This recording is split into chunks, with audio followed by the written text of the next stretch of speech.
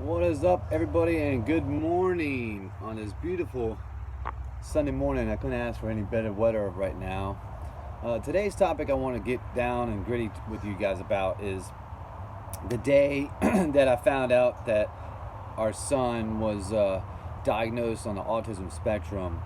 And for many parents out there that are going through this, I feel for you. My heart goes out to you. I know exactly how you feel, especially any father out there that's going through this right now and is struggling to deal with his emotions, to deal with what's next, and to try to help cope. Just know that you're not alone. You're definitely not alone.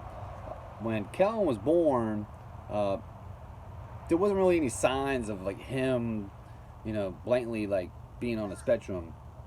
And as time went on, you can see that he was delayed in a sense, but I always thought that he was just being stubborn like his dad so he would get over it. And at the 2-year mark, we went and saw a specialist, and I didn't read any books about it.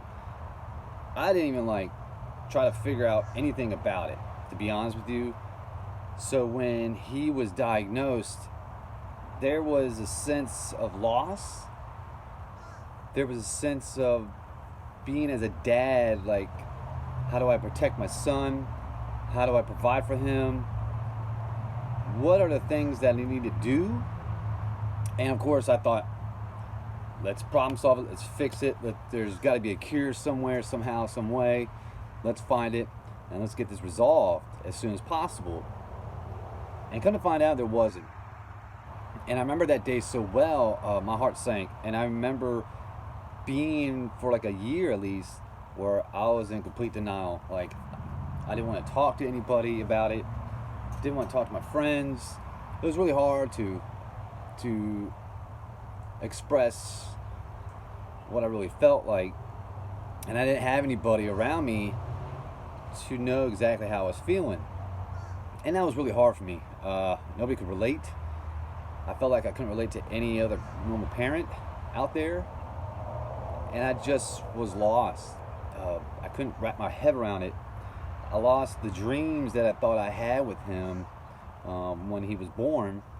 And as any parent, you hope that they're going to pursue their dreams. They're going to play music or football or something like that.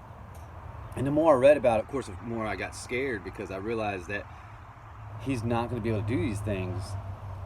And as time has gone by, he's shown me and everybody else that he can do things. Like, one of the things that he can do real well is read books. My gosh, this kid's got a library. Not only that, he can swim. I mean, he could be the next Michael Phelps for all we know. And there's a lot of other things too. He's got good memory, really good memory. And that's so impressive. And he knows more than what he says.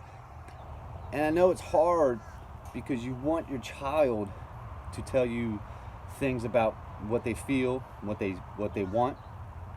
And it's an ongoing process.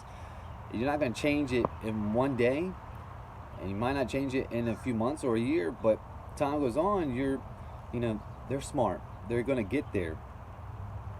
And one of the things I learned was to open up a little bit better, and for me to reach out to you guys out here like this. This is one way of me, giving back. After 5 years of his diagnosis and being on the spectrum and knowing more about it than I did when he was first diagnosed. And again, I didn't read anything, had no clue whatsoever, and it was tough. Believe me, it was tough, and it's a long road. It's not a sprint. It's a long journey. And one of the things I always express, especially to a lot of fathers out there, is you have to be patient. Be patient with yourself. You're doing the best you can. As long as you're just there with them, you're doing the best you can. And just be patient with them, no matter what they do. So, I'm going to let you guys get going. I'm going to go back inside and hang out with little man. He's probably terrorizing the whole place up. But don't forget, you're not alone. And it takes a whole tribe to raise a child. So I give everybody much love, much props for just hanging in there. Be patient, love your child, give them a hug, and just tell them that they're loved and show them that they're loved. That is the most important thing. Is your presence in their life is the utmost important thing that you can actually give them, is the gift of love. And without that, you don't have anything else. And believe me, they will show you what they're capable of. It just takes time and patience, and just learn that. I can't express that enough. So I want to talk to you guys later. I'm gonna go back inside, hang out with little man. But I just wanted to shout out and give you guys some love, and I will talk to you guys later. Peace out, everybody.